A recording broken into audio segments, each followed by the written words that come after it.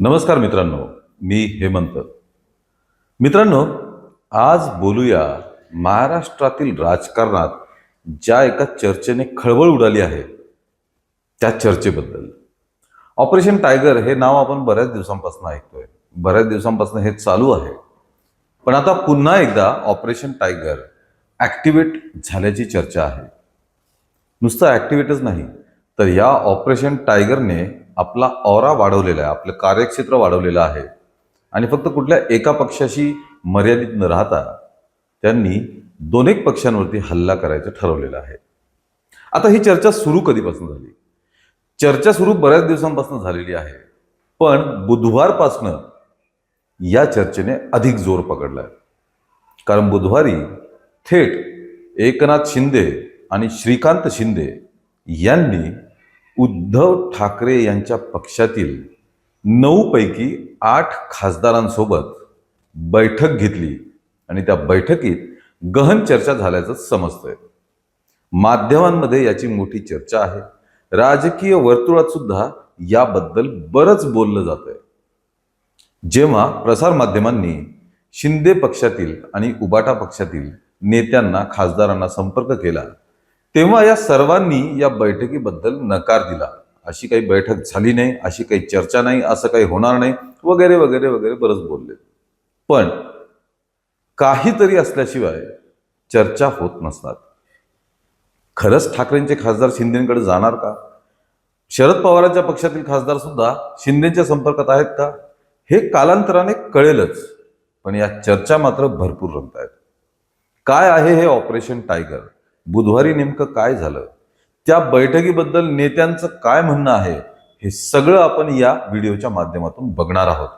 पण त्या अगोदर आमच्या चॅनलला लगेचच सबस्क्राईब करा. मित्रांनो, शिंदे, एकनाथ शिंदे यांची शिवसेना ही मुळातच उद्धव ठाकरे यांच्या एकसंघ शिवसेनेतून वेगळा होऊन निर्माण झालेला पक्ष आहे.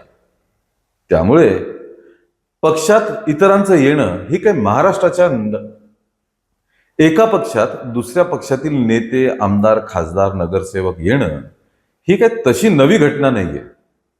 मुळात एकनाथ शिंदे यांनी स्वतःची शिवसेना स्थापन केल्यानंतर अनेक पक्षातील लोकांनी त्यांच्या पक्षात प्रवेश घेतलेला आहे. उद्धव ठाकरेंच्या पक्षातील लोक सुद्धा टाइम टू टाइम एकनाथ शिंदेकडे गेलेले आहेत. पण मग आताच या ऑपरेशन टायगरची एवढी चर्चा आणि एवढं अप्रूप कशासाठी? मित्रांनो, जेव्हा एकनाथ शिंदेंनी शिवसेनेतून फुटून आपला पक्ष स्थापन केला, त्यावेळी त्यांचं टार्गेट होतं उद्धव ठाकरे यांची सरकार पाडणं आणि स्वतःचा पक्ष निर्माण करणं, रादर स्वतः शिवसेनेचा ताबा मिळवणं किंवा शिवसेना आपल्याकडे घेणं. हे त्यांनी साध्य केलं. हे त्यावेळचं त्यांचं उद्दिष्ट होतं. पण आता या घडीला खासदार फोडण्यामागे त्यांची उद्दिष्ट वेगळी आहे. एकनाथ शिंदेकडे 7 खासदार आहेत. या 7 खासदारांच्या बदल्यात केंद्रात त्यांना फक्त 1 राज्यमंत्रीपद मिळालेलं आहे. त्यामुळे इतर पक्षांच्या तुलनेत एकनाथ शिंदेचं दिल्लीतील वजन तसं कमीच आहे.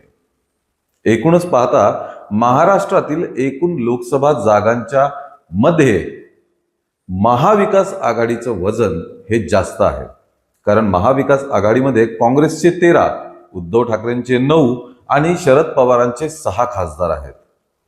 त्या तुलनेत महायुतीकडे संख्याबळ हे कमी आहे.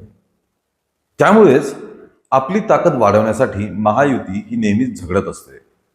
त्यात एकनाथ शिंदेंना लोकसभेतील आपलं वजन वाढवायचंय, त्याचप्रमाणे महाराष्ट्रात देखील आपला दबदबा निर्माण करायचा आहे.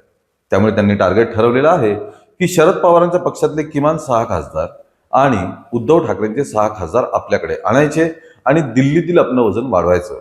कारण की शरद पवारांचे 6, उद्धव ठाकरेंचे 6 असे 12 आणि स्वतःचे 7 असे 19 खासदार झाल्यानंतर भाजपनंतर केंद्रातील एकनाथ शिंदे यांचा पक्ष हा सर्वात मोठा पक्ष असेल.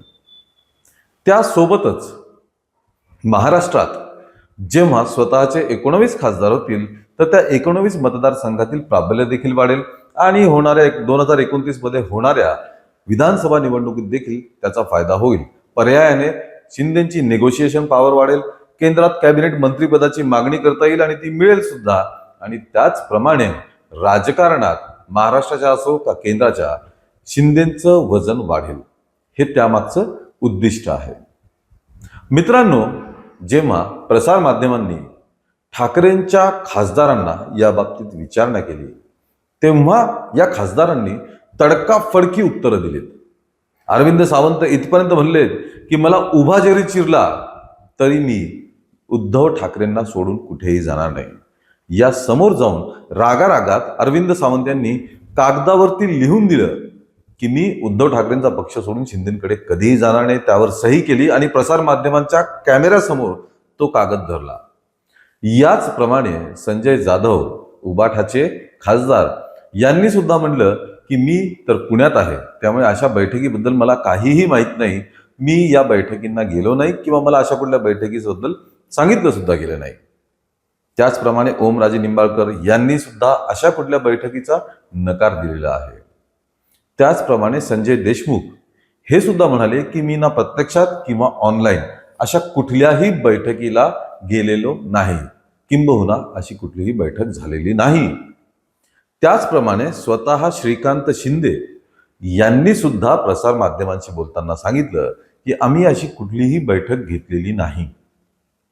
त्याचप्रमाणे प्रसार माध्यमातील चर्चासत्रांमध्ये नरेश मस्के यांनी सांगितलं की आम्ही खूप सक्षम आहोत, आम्ही फक्त बाळासाहेबांचा आवाज, बाळासाहेबांचे विचार हे पुढे नेत आहोत, त्यासाठी आम्हाला कोणालाही आमच्या पक्षात घेण्याची गरज नाही. पण त्यांनी अशी बैठक झाली नाही किंवा आम्ही कोणाला संपर्क केला नाही असं काहीही बोललेले नाहीत. त्यानंतर संजय शिरसाट यांची प्रतिक्रिया अत्यंत विलक्षण आहे. संजय शिरसाटांनी सुरुवातीला तर सांगितलं की आम्ही असं काही करत नाहीये, पण त्यांनी हे सुद्धा बोलून दाखवलं की असे ऑपरेशन्स कोणाला सांगून केले जात नाहीत, कोणाला बोलून केले जात नाहीत. आम्ही फक्त शिकार टार्गेटवर येण्याची वाट बघतो आणि शिकार एकदा टार्गेटवर आलं की एकदाच हल्ला करतो आणि समोरच्यांना पूर्ण संपवून टाकतो. त्यामुळे ऑपरेशन टायगरचे परिणाम तुम्हाला लवकरच दिसतील, असं संजय शिरसाट म्हणाल्यामुळे या चर्चा अजूनच वाढलेल्या आहेत.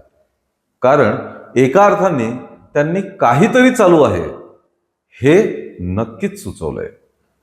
मित्रांनो, महाराष्ट्राच्या राजकारणात जी ढवळाढवळ नेहमीच होत असते, त्यानुसार ऑपरेशन टायगर म्हणा, ऑपरेशन तुतारी म्हणा, या गोष्टी बॅक ऑफ द माइंड किंवा पडद्याआड नक्कीच चालू असतात. यामध्ये कोणाची साथ आहे, कोणाची साथ नाही, हे सामान्य लोकांना फारसं कळू दिलं जात नाही. मागे चर्चा अशी पण होती की देवेंद्र फडणवीस आणि भाजप यांनी शिंदेंना ऑपरेशन टायगर थांबवायला सांगितलंय.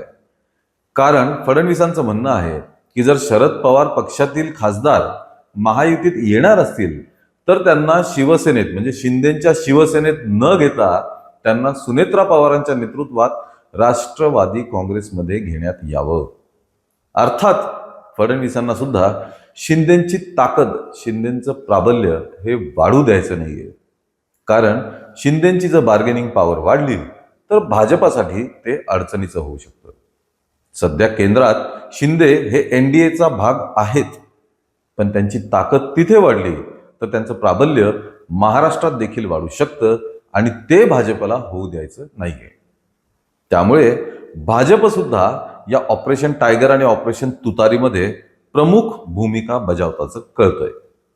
मित्रांनो, या सगळ्या चर्चा आहेत माध्यमांमध्ये, राजकीय वर्तुळांमध्ये. या चर्चा मोठ्या प्रमाणात रंगतायत. पत्रकार, टीव्ही चॅनल्स हे देखील याबद्दल भरभरून सांगत आहेत.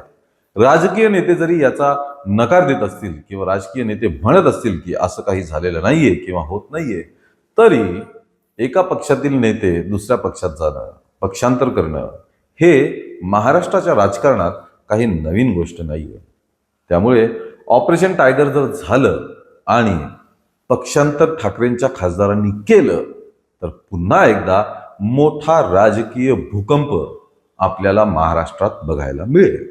त्याचे परिणाम काय होतात ते सुद्धा पुढे येणारा वेळ आपल्याला सांगेलच.